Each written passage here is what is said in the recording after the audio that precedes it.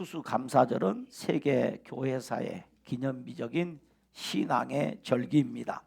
16세기 종교 개혁을 통하여 로마 카톨릭으로부터 독립한 영국 교회는 16세기 중반 18살의 나이에 왕에 오른 헨리 8세가 자신의 이혼과 형의 미망인인 형수와 재혼 문제를 합리화하기 위해서 자기 마음대로 교회를 이끌고 갈 목적으로 1534년 수장령을 발표하고 영국 국교회를 곧 성공회죠. 성공회를 창시하게 됩니다. 그 수장령의 내용은 이렇습니다. 당시에 나라를 왕도 이 교황이 임명하고 교황이 다시 말하면 이 캐토릭이 국가 위에 있었단 말이죠. 그러는 중에 종교 개혁이 일어나자 이 신교와 부교의 갈등이 심한 가운데서 그 틈새를 이용해서 이 헨리 8세가 이 수장령을 발표하는데 이 수장령은 교회의 모든 권한은 왕에게 기속되고 왕이 모든 교회의 관할권을 가지고 교황 직서에 대한 거부권도 왕이 행사한다 하는 내용이고, 두 번째는 교황권에 의해 부당하게 빼앗긴 영국 교회의 모든 권리도 당연히 왕에게 기속된다. 세 번째는 교황에 의해 집행되어 온 모든 행정관리권도 영국 교회로 이전되어야 하며 교회나 국가의 모든 회의도 왕에 의해 관장되어야 하고 왕이 성직을 주고 또는 박탈할 수 있으며 주교도 왕이 임명한다라는 핵심 법령입니다. 그러니까 그동안에는 교회가 국가 위에 있어야 한다고 하는 것이 캐토릭의 주장이고, 이제 헨리 8세는 그게 아니고 이제 왕이 국가가 교회 위에 있어야 한다라고 하는 칙령인 것이죠. 우리가 갖는 우리 신교가 갖는 우리 기독교가 갖는 생각은 교회가 국가 위에 있어도 안 되고 또 왕이 교회 위에도 있어도 안 된다. 그래서 우리의 원칙은 정교 분리 원칙입니다. 무슨 말인지 알겠죠? 그래서 국가도 교회를 함부로 우리가 신앙생활하는데 억압하지 못하고 교회도 국가 정치에 관여하여 이래라 저래라 명령할 수 없다고 하는 생각이 우리 신교의 생각입니다. 이 틈새를 비집고 들어와서 이 헨리 8세가 성공회를, 우리나라도 성공회가 들어와 있죠. 이 성공회를 만들게 된 것입니다. 그래서 헨리 8세는 자신이 말하기를 영적인 권위의 원천은 아니며 영적인 권위는 오직 그리스도 자신으로부터 사도들을 통해 성직자들에게 오는 것이다 라고 하면서도 교회를 자신의 권할권에, 자신의 통치권 안에 넣으려고 했던 것입니다. 그러나 헨리 8세는 법적으로나 실제적으로 명실상부한 영국 국교회 곧 성공회를 통해서 합법적으로 교회를 통치하려고 했던 것입니다. 이런 일이 벌어지자 이에 반대했던 유명한 종교 개혁자 이클리프라는 사람의 영향을 받은 무리들이 있었는데, 이 이클리프의 사상에 영향을 받은 사람들을 우리는 퓨리탄, 우리말로 청교도라고 하죠. 혹은 필그림, 곧 순례자들이라는 말을 써요. 이 퓨리탄들이 이것은 아니다라고 반대를 하자 성공회를 앞세워서 교회를 탄압하기 시작한 겁니다. 개혁교회를 탄압하게 된 것입니다. 우리가 알아야 될 것은 언제나 악한 정치인들은 정치를 할 때 종교를 이용한다는 거죠. 그래서 교회 가운데도 어용교회, 다시 말하면 타락한 자들은 꼭 정치와 손을 잡고 그 정치의 앞잡이가 되어서 교회를 박해한다는 것입니다. 우리나라도 마찬가지입니다. 우리나라 현 상황도 그렇습니다. 교회들 가운데 국가에서 반성경적이고 반윤리적이며 반도덕적인 이런 악한 법들을 제정하여 교회를 억압하려고 하는데 거기에 앞잡이가 되는 무리들이 언제나 있다는 겁니다. 우리나라에도 지금 있습니다. 그래서 그들이 그것을 막아내기 위해서 교회가 몸부림을 칠 때도 그들은 정부의 혹은 그들이 추구하는 어떤 정치 세력의 앞잡이가 되어서 건강한 교회를 핍박하는데 그들이 도구가 되고 있다. 이들 때문에 경건한 성도들이 신앙생활을 할 수가 없는 것이었습니다.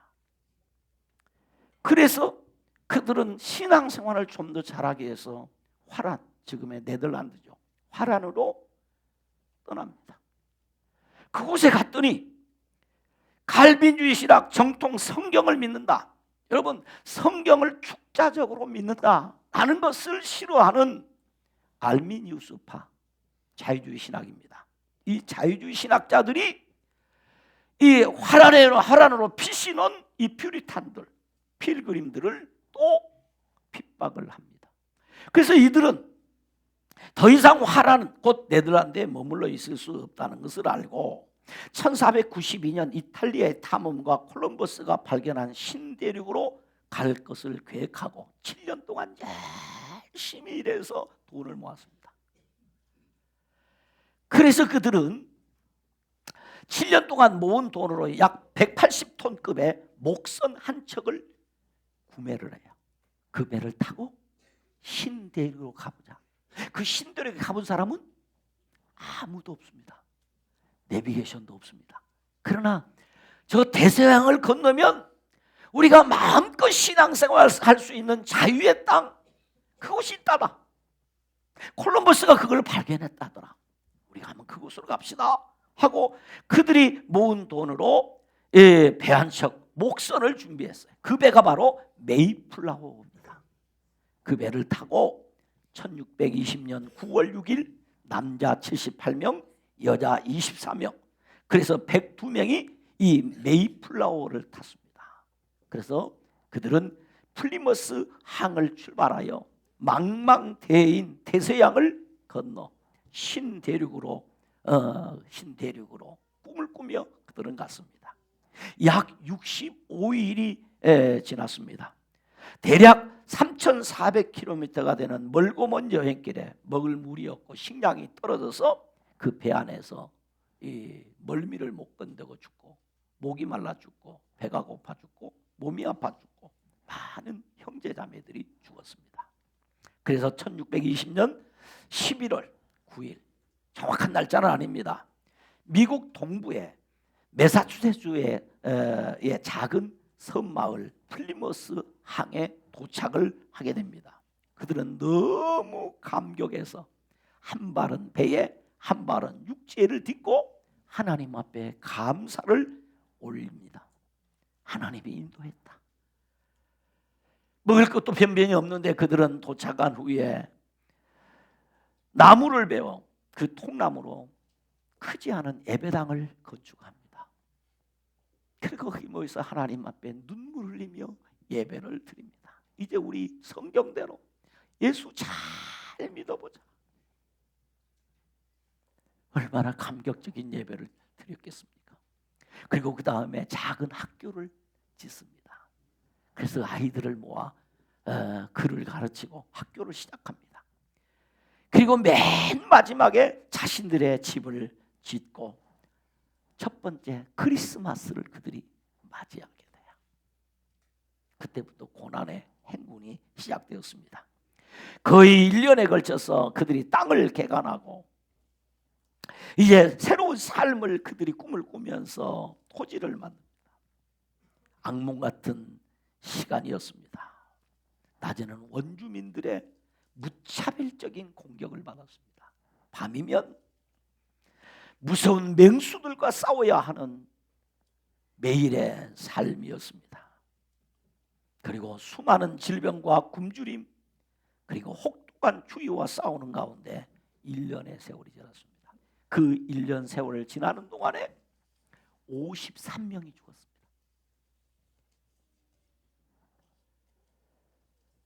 출발할 때 102명이 출발했는데 53명이 죽었으니 반 이상이 죽었습니다. 그런데 이렇게 죽어가는데도 이미 배에서 또 죽었습니다. 장례식을 못 치릅니다.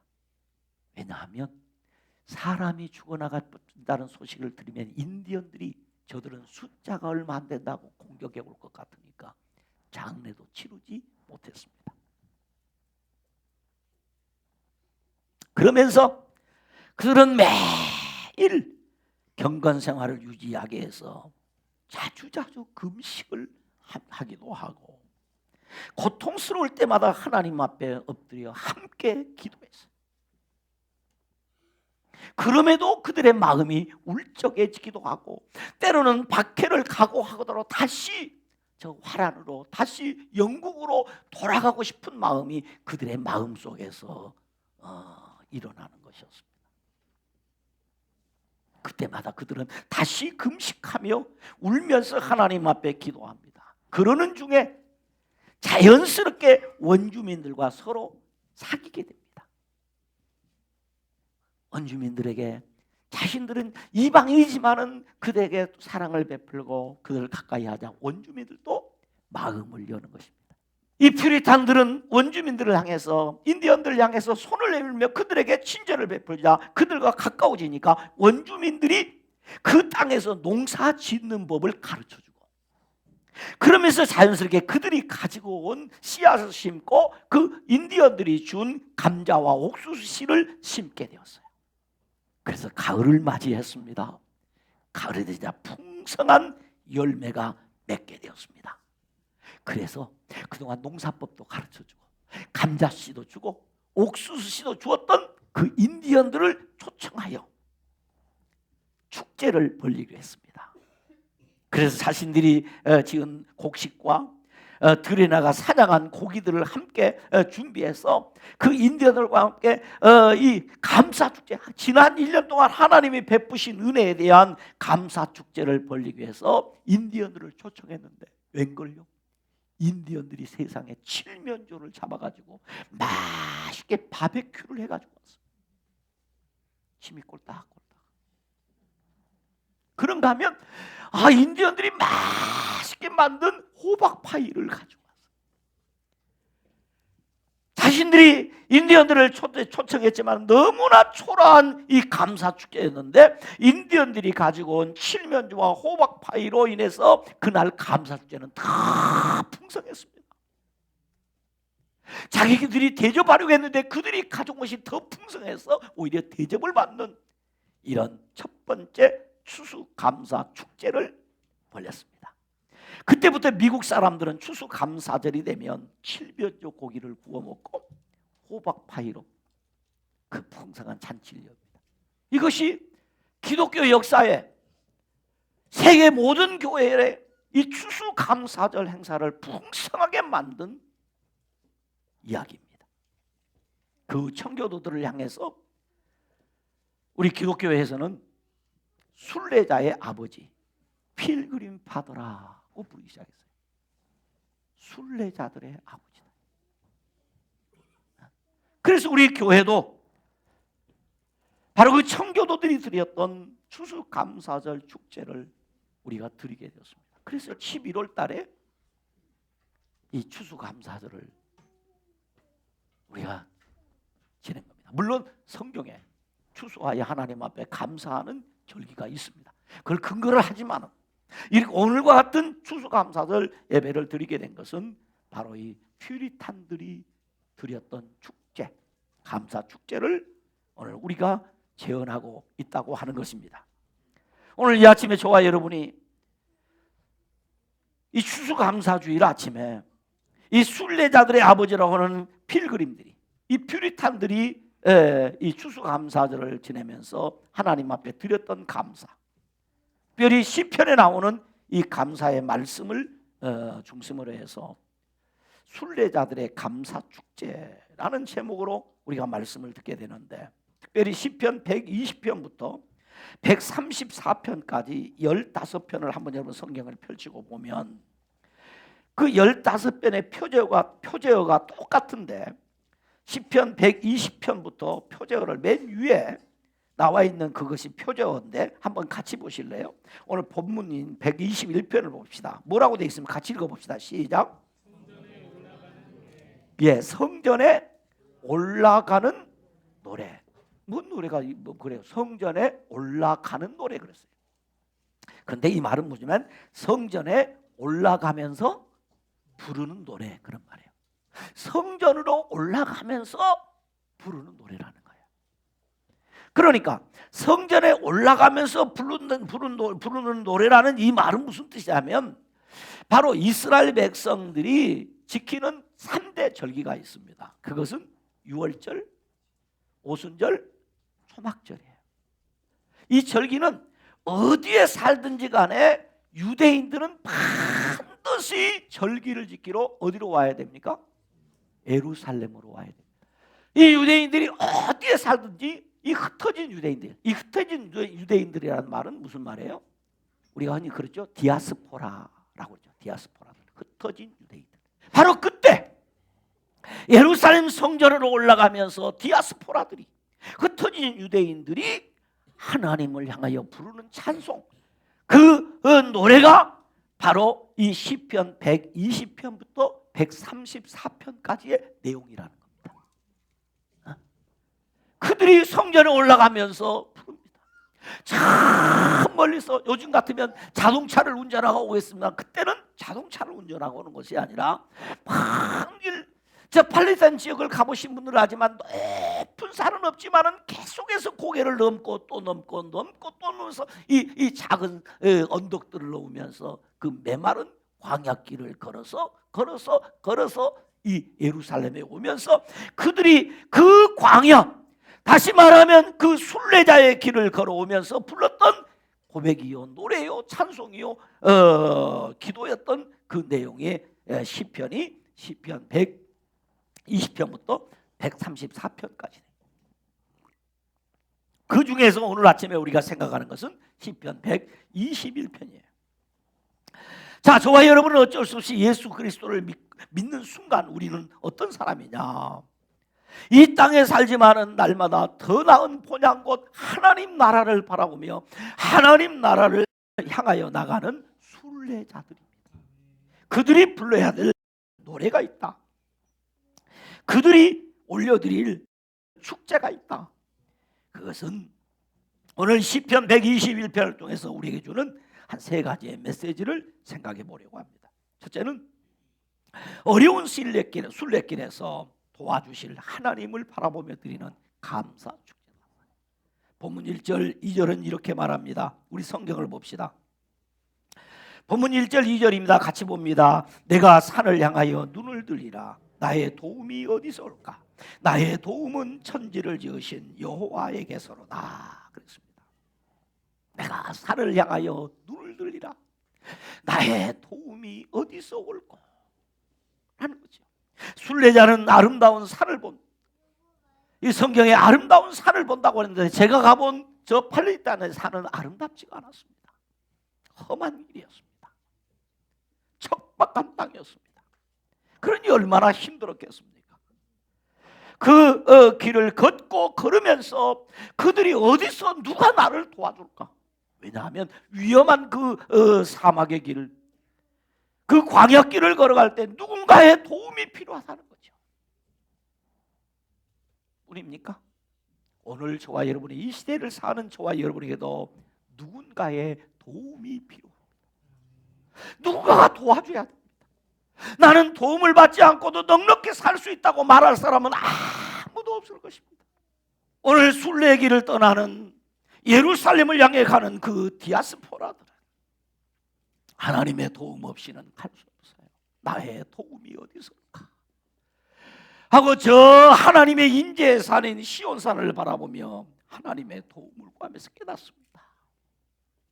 나의 도움이 어디서 오는가? 저 시온산의 임재에 계신 여호와 하나님, 이 언덕을 지으신 하나님께서 나를 도와주신다. 그러므로 그 하나님의 도우심을 받는 나는 감사할 수밖에 없다는 얘기입니다. 여러분, 그렇습니다. 나의 도움이 어디서 올까? 하늘과 땅과 만물을 지으신 창조주 하나님께서 그분에게서 나를 도우신다. 그분만이 나를 도울 수 있다. 그분의 도움만을 받아야 내가 이 험난한 나그네 여정길을, 이 순례의 길을 온전히 갔다가 내가 다시 돌아갈 수 있다. 여러분, 천지를 지으신 하나님에게서 도움이 온다는 사실을 믿으시기를 바랍니다. 우리의 삶의 정황이 아무리 암담하고 앞뒤가 막혀 어찌할 바 모를 그때에 우리의 눈을 들어 우리의 도움이 되시는 하나님을 바라보며 우리는 그 하나님 앞에 도우심에 대한 감사 찬송을 올려드려야 합니다. 그분이 건강을 도와주셨습니다. 그분이 가정을 도와주셨습니다. 그분이 교회를 도와주셨습니다. 그분이 우리 자녀들을 도와주셨습니다. 어려운 순례길에 하나님의 도움을 받은 사람들은 하나님 앞에 감사 축제를 드려야 합니다. 두 번째는 어려운 순례길에 하나님과 동행하심에 감사하며 드리는 축제입니다. 본문 5절은 이렇게 기록합니다. 본문 5절을 한번 같이 읽습니다. 시작. 여호와는 너를 지키시는 이시라. 여호와께서 내 오른쪽에서 내 그늘이 되시나니. 그늘이 되어주신다는 거예요. 하나님이 항상 그늘이 되어주신다. 그러니까 그림자처럼 나와 함께 동행하신다. 난 이 말씀을 읽으면서 은혜가 돼요. 내 오른쪽에서 내 그늘이 되시나니. 나 혼자 걸어가는 고독한 길 같은데, 어려운 길 같은데, 이 나그네 인생 가운데 하나님이 동행하신다. 친구가 되어주신다. 우리는 몇 년을 살았든지 간에 우리가 걸어가는 길은 다 초행길입니다. 이 초행길을 가는데 누가 나와 동행하느냐? 그때 누구를 만나야 되냐? 하나님과 함께 동행하면 됩니다. 우리 하나님은 최고의 가이드입니다. 하나님과 동행. 그래서 주님 나와 동행하신다. 그러므로 그분에게 감사해. 그분께 맡기면 됩니다. 그분이 인도해 주십니다. 그분이 안전하게 해 주십니다. 하나님이 나와 동행하신다. 마지막 세 번째, 우리의 순례길에 그분은 언제나 우리를 지켜주시는 하나님이시다. 그러므로 그분을 신뢰함으로 감사 축제를 올려드려야 돼요. 그분이 나를 지켜주신다. 그래서 오늘 본문 3절에서 8절에 보면 반복해서 나오는 표현이 있어요. 그게 뭐냐면 지킨다는 거예요. 3절에 너를 지키시는 이라고 해서 무려 3절에서 8절까지 몇 번이 나면 6번 나옵니다. 4절에 보면 이스라엘을 지키시는 자 그래요. 5절에 보면 여호와는 너를 지키시는 이 그래. 7절에는 너를 지켜 내 영혼을 지키시리로다 반복돼서 2번이나 말. 8절에는 여호와께서 너의 출입을 지금부터 언제까지? 영원까지 지키시리로다. 나를 지켜주신다. 그러므로 그 하나님이 나를 지켜주는데 너의 출입을 지금부터 영원까지 지키시리로다. 그런데 그 지키시는 자는 졸지도 아니하시고 주무시지도 않는다. 그래서 낮에 해도 밤에 달도 너를 해치지 못하도록, 낮이 너를 해치지 못하게 하고 밤이 너를 해치지 못하도록 지켜주신다. 그렇게 믿으십니까? 그러므로 하나님이 어떤 분이신지를 아는 사람은 감사 찬송을 부르는 것입니다. 사랑하는 형제자매 여러분, 저와 여러분이 걸어가는 인생길은 초행길이 옳시다. 2024년이 하나님의 은혜였습니다. 그러므로 우리는 감사하는 것입니다. 우리가 인생길을 걸을 때 도움이 필요 없다, 나는 누구의 도움도 필요 없다는 교만입니다. 나는 누군가의 도움을 받아야 돼요. 나는 도움으로 살아왔습니다. 인간적으로 말하면 우리 장로님들이 저를 도와주셔서 제가 이렇게 목회를 하는 거예요. 그렇죠? 인간적으로 여러분들이 저를 도와주셔서 내가 목회를 합니다. 우리 찬양대가 저를 도와, 우리 교사들이 얼마나 도와줘, 우리 권사님들이 보이지 않은 곳에 기도로 저를 도와주세요. 이렇게 도와주는 것도 누구? 하나님께서 우리 장로님들에게, 우리 권사님들에게, 우리 집사님들에게, 우리 성가대원들에게, 우리 교사들에게 은혜를 주셔서 저를 도와주시는 거예요. 인간적으로 도우는 게 아니라 하나님이 도와주시는 거예요. 그러므로 하나님이 어떤 분이신지를 아는 사람은 감사 찬송을 부르는 것이에요. 혹시 순례길에 어려움이 있다고 할지라도, 역경이 찾아온다고 할지라도 나와 동행하시는 주님의 손을 붙잡고 나를 지켜주시는 그 하나님과 함께 사는 인생은 행복한 사람이에요. 그리고 하나님이 어떤 분인지를 아는 사람은 감사 찬송을 부르는 것입니다. 간단한 이야기로 오늘 말씀을 마치려고 합니다. 두 친구가 사막을 여행하게 되었습니다. 여행을 하다 보니까 인생과 인간의 본질이 드러났어요. 그러자 화가 난 한 친구가 아주 마음 착고하고 부드러운 친구의 뺨따구를 내리쳐버렸습니다. 그러자 뺨을 맞은 친구는 아무 말도 못하고 가던 길을 멈추어 서더니 그 사막 모래에다가 글을 쓰는 겁니다. 오늘 나의 가장 친한 친구가 나의 뺨을 때렸다. 사막 모래밭 위에다가 그렇게 썼어요. 그리고 길을 계속 갑니다. 말없이 길을 가는 동안에 오아시스가 나왔습니다.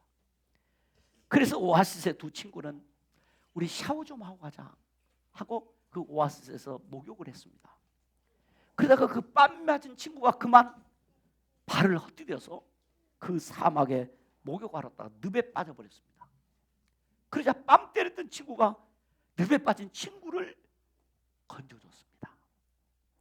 그러자 그 뺨 맞은 친구가 그 늪에서 나와서 몸을 씻고 난 다음에 반반한 돌을 하나 가지고서니 그 돌 위에다가 이렇게 썼습니다. 오늘 나의 가장 친한 친구가 나의 생명을 구해 주었다 라고 써서 오는 여행객들이 볼 수 있도록 그게 탁 났습니다. 그러자 뺨을 때렸던 친구가 그 친구에게 물었습니다. 친구, 내가 아까 너를 때렸을 때는 모래 위에다가 글을 쓰더니만 왜 너를 구해준 후에는 돌에다가 글을 쓰는 거야? 라고 물었습니다. 그러자 뺨을 맞은 친구가 말했습니다. 누군가가 우리를 괴롭혔을 때 우리는 모래에 그 사실을 적어야 해. 왜냐하면 용서의 바람이 불어와 그것을 지워버릴 수 있도록. 그러나 누군가에게 사랑의 빚을 졌을 땐 그 사실을 돌에 기록해야 해. 왜냐하면 바람이 불어와도 영원히 지워지지 않도록 말이야 라고 했습니다. 그래서 우리 속담에 원수는 물의 색이고 은혜는 돌의 색이라 라고 하는 말이 있는지도 모르겠습니다. 그런데 우리는 그것을 자꾸 거꾸로 하며 살고 있지는 않은지 생각해 보아야 합니다. 잊어서는 안 될 소중한 은혜는 물의 색이여 금방 잊어버리고 마음에서 잊어버려야 할 원수는 돌의 색이여 두고두고 기억하며 아파하지는 않는지 말입니다. 대부분의 정신질환이나 마음의 질환을 앓고 있는 사람들의 공통점이 하나 있는데 그것은 지난날에 받았던 서운함, 상처를 그대로 간직하고 있는 사람들은 언젠가 시기 문제이지 반드시 정신질환을 앓게 되더라는 것입니다. 어떻게 하실래요? 여러분은 여러분의 마음이 평생을 살면서 받은 상처가 있을 것입니다. 아픔이 있을 것입니다. 좋지 못한 기억도 가지고 있을 것입니다. 그것을 계속 기억하며 사시겠습니까? 안 그러기를 바라지만 분명 그것 때문에, 그 상처 때문에 정신의, 마음의 아픔을 겪는다는 이야기죠. 그러나 내 상처는 모래위에 새겨서 잊어버리고, 아픔은 모래위에 새겨서 잊어버리고, 받은 은혜를 감사하며 사는 사람은 행복하게 살더라는 거죠. 여러분, 저와 여러분이 지금까지 살아온 것은 우리 하나님이 도와주셨기 때문입니다. 하나님이 동행해 주시기 때문입니다. 하나님이 지켜주셨기 때문입니다. 그러므로 우리는 하나님 앞에 감사하며 사는 그런 은혜가 여러분에게 있기를 주님의 이름으로 축원합니다. 하나님 아버지 감사합니다. 이 감사절 아침에 우리가 꼭 기억해야 될 것, 하나님의 베푸신 은혜를 기억하며 우리 하나님 앞에 감사를 올려드리는 그런 삶을 살게 하여 주옵소서. 예수님 이름으로 기도드렸습니다. 아멘.